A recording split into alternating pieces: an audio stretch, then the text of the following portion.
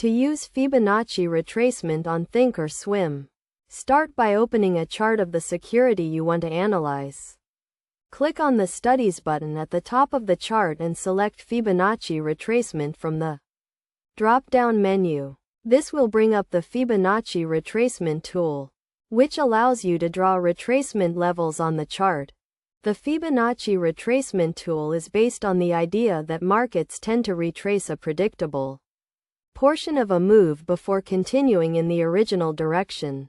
The most common retracement levels are 23.6, 38.2, 50, 61.8, and 76.4%. These levels are derived from the Fibonacci sequence, a series of numbers in which each number is the sum of the two preceding numbers.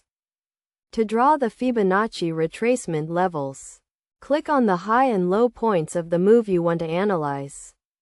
Thinkorswim will automatically draw the retracement levels based on the highs and lows you have selected. You can adjust the levels by clicking and dragging on the lines.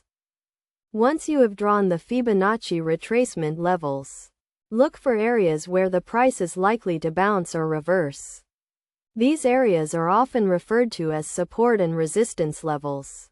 If the price is approaching a Fibonacci retracement level, it may bounce off that level and continue in the original direction. In addition to using Fibonacci retracement levels to identify support and resistance, you can also use them to set stop loss and take profit levels. For example, if you are long a stock and it is approaching the 61.8% retracement level, you may want to set a stop loss below that level in case the price continues to fall. To get the most out of the Fibonacci retracement tool, use it in combination with other technical analysis techniques, such as trend lines and moving averages. This will give you a more complete picture of the market and help you make more informed trading decisions.